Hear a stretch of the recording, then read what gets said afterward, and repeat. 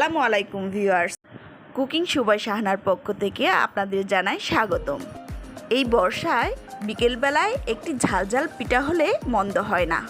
তাই তো আজ আমি আপনাদের সাথে শেয়ার করব চেপা পিঠা অথবা শীতল পিঠা। এই পিঠা তৈরি করা খুবই সহজ, কিন্তু খেতে অসাধারণ। তো চলুন কিভাবে এই পিঠাটা তৈরি করা যায় সেই প্রসেসটা আমরা দেখে নিই।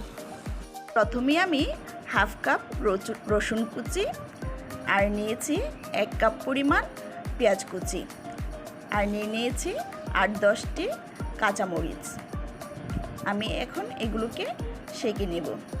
আর নিয়েছি 8টি শীতল অথবা চাপা শুটকি। আমি এগুলোকে ভালো করে হালকা গরম পানি দিয়ে ধুয়ে নিয়েছি। এবার আমি একটি তাওয়ায় এগুলোকে বিছিয়ে দেব। তারপর আমি এগুলোকে সেঁকে নেব। চুলার আঁচটা অবশ্যই আপনাকে মিডিয়াম টু লোয়ে রাখতে হবে, নয়তোবা এটা পুড়ে যাবে। এটা খুবই নরম একটা চাপা বা শুটকি, সেজন্য মিডিয়াম আঁচে এটাকে সেঁকে নিতে হবে। আমার এক পিঠ সেঁকা হয়ে গিয়েছে। আমি এবার এগুলোকে উল্টিয়ে দেব।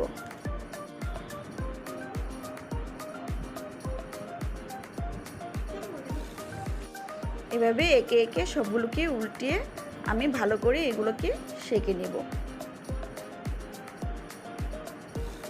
এই চেপা শুটকিটা সব অঞ্চলে পাওয়া যায় না এবং অনেকে এটাকে চেনেও না। তবে যেহেতু ঢাকার সাথে সব অঞ্চলের যোগাযোগ আছে, আপনারা যাদের অঞ্চলে এই চেপা শুটকিটা পাওয়া যায় না তারা ঢাকা থেকে কিনে নিতে পারেন। ঢাকা বাজারে অথবা কোনো সুপার শপে আপনারা এই শুটকিটা পাবেন। আমার চেপা শুটকিটা সেঁকা হয়ে গিয়েছে। আমি এবার এটাকে উঠিয়ে নেব। এবার আমি এতে কাঁচামরিচগুলো দিয়ে সেঁকে নেব। সবগুলো কাঁচামরিচ দিয়ে আমি এটাকে এখন সেঁকে নেব। উল্টিয়ে পাল্টে ভালোভাবে সেঁকে নেব যেন নরম করে সেঁকা হয়। এবার আমি কাঁচামরিচগুলোকে এক সাইডে রেখে এতে আমি দিয়ে দিচ্ছি রসুন কুচি। চুলার আঁচটা কিন্তু অবশ্যই মিডিয়াম টু লোয়ে রাখতে হবে, নয়তোবা উপর দিয়ে পুড়ে যাবে এবং ভিতরে কাঁচা ভাবটা থেকে যাবে। কেননা রসুনের গায়ের যে পানিটা সেটা না শুকালে ভর্তাটা খেতে তেতো লাগবে। সেজন্যই আমাদের অবশ্যই মিডিয়াম টু লো আছে রসুনটাকে সেঁকে নিতে হবে যেন এটার ভিতর থেকে পানিটা শুকিয়ে যায়। এভাবে মিডিয়াম টু লো আছে আমি একটু সময় নিয়ে এটাকে সেঁকে নেব। আমার মরিচগুলো সেঁকা হয়ে এসেছে। এবার আমি এগুলোকে উঠিয়ে নেব।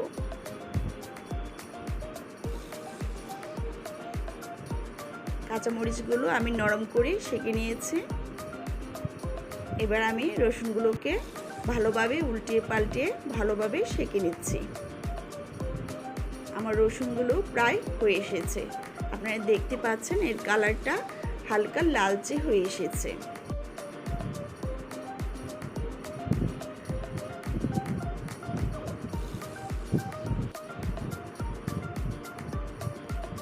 আমার রসুনগুলো সেঁকা হয়ে গিয়েছে।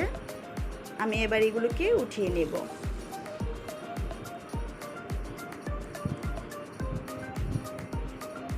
এগুলোকে আমি একটা প্লেটে উঠিয়ে নিচ্ছি। এবার আমি সেই তাওয়ায় আমার সেই কুচি করে রাখা পেঁয়াজগুলো দিয়ে দিচ্ছি।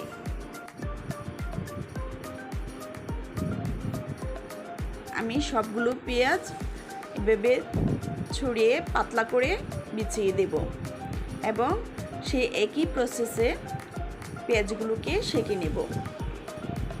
পেঁয়াজগুলোকে এমনভাবে সেঁকবো যেন ওটার গায়ে কোনো পানি না থাকে। শুকনো শুকনো করে আমি এগুলোকে ভালোভাবে সেঁকে নেব এবং চুলার আঁচটা একইভাবে রেখে দেব।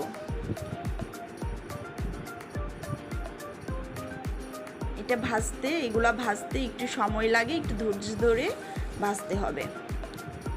পরবর্তীতে পুরো পিঠাটা বানাতে আর তেমন সময় লাগে না।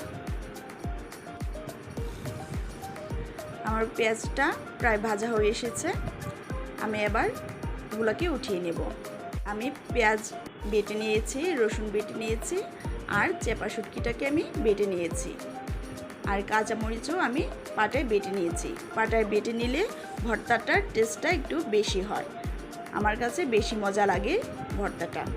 এবার আমি পরিমাণ মতো লবণ দিয়ে এটাকে মাখিয়ে একটা ভর্তা তৈরি করব। আর আমি মরিচটা পুরাটা দিচ্ছি না, আমি যতটুকু আমরা খেতে পারি ততটুকুই দেব। আপনারা মরিচটা আলাদাই বেটে রাখবেন এবং নিজেদের স্বাদ অনুযায়ী মরিচটা দিয়ে দিবেন। এভাবে মাখিয়ে মাখিয়ে ভর্তাটা তৈরি করতে হবে। আমার মরিচের পরিমাণটা মনে হচ্ছে একটু কম হয়েছে, সেই জন্য আমি আর একটু দিয়ে ভর্তা বানিয়ে দেখব যেটা ঠিক আছে কি না। আমাকে পুরোটাই দিতে হচ্ছে। আপনারা আপনাদের ঝালের পরিমাণ বুঝে মরিচটা দিয়ে নেবেন। আমার ভর্তাটা তৈরি করা হয়ে গেছে।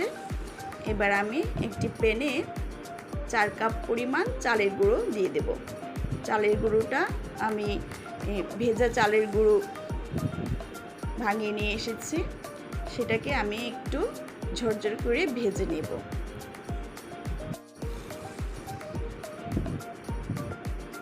আমি 4 কাপ চালের গুঁড়ো এখানে দিয়ে দিয়েছি। এবার আমি চুলার আঁচটা মিডিয়াম টু লোতে রেখে অনবরত নেড়ে চেড়ে এটাকে ভেজে নেব, যেন গুঁড়িটা ঝরঝরে হয়ে যায়।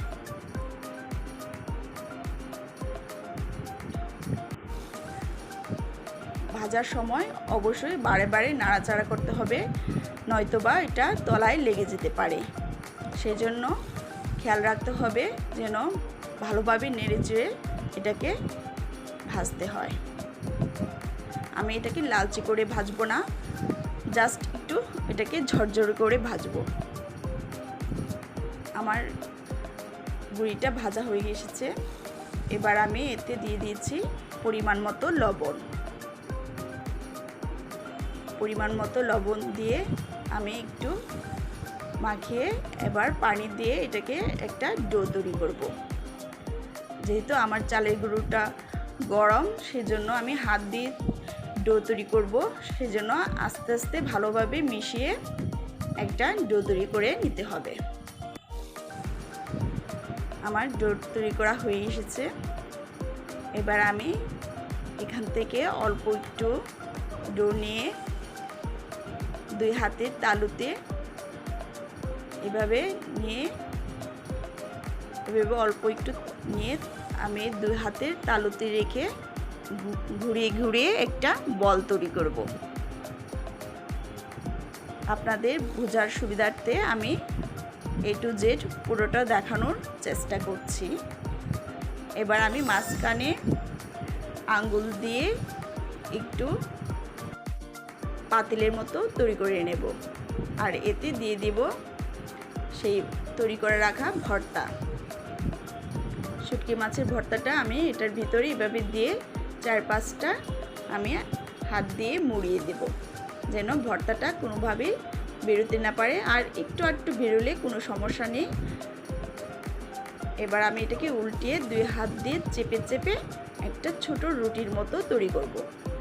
আপনারা দেখতে পাচ্ছেন একটা রুটির মতো তৈরি হয়ে এসেছে, এবং মাঝখানটা যদি মোটা থাকে তাহলে আঙুল দিয়ে চেপে চেপে আপনারা রুটির মতো করে তৈরি করে নেবেন। আমি আরেকটা পিঠা বানিয়ে আপনাদের দেখিয়ে দিচ্ছি। এভাবে ডো নিয়ে গোল করে মাঝখানে আপনারা আঙুল দিয়ে চেপে একটা পাতিলের মতো বানিয়ে নেবেন। তারপর ভর্তাটা দিয়ে 4-5টা এভাবে মুড়িয়ে নেবেন। মুড়িয়ে নেওয়ার পর এটাকে উল্টিয়ে 2 হাতে চেপে চেপে একটা রুটির মতো তৈরি করে নেবেন, এবং মাঝখানটাকে এভাবে চেপে চেপে সমান করে নেবেন। এভাবে আমি সবগুলো পিঠা বানিয়ে নিয়েছি। আপনারা দেখতে পাচ্ছেন পিঠাগুলো কত সুন্দর হয়েছে। এবার আমি এগুলোকে তাওয়ায় সেঁকে নেব। আমি এটাকে তেল দিয়ে ভাজবো না, আমি শুকনো তাওয়ায় এগুলোকে সেঁকে নেব এবং চুলার আঁচটা আমি মিডিয়ামে রাখবো। মিডিয়াম টু লো করব না এবং হাই হিটেও এগুলোকে সেঁকবো না। আমি একে একে সবগুলো পিঠা দিয়ে দিচ্ছি।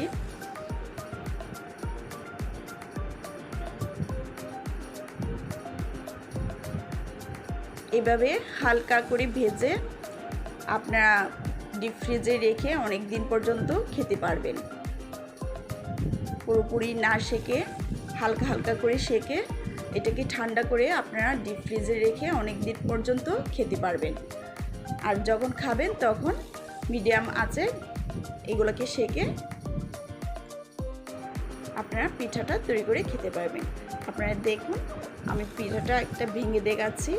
এটার ভিতরে ভর্তা দিয়ে ভরপুর কত সুন্দর একটা পিঠা, খুবই লোভনীয়, খুবই মজাদার একটা পিঠা। আশা করি আপনারা ট্রাই করবেন।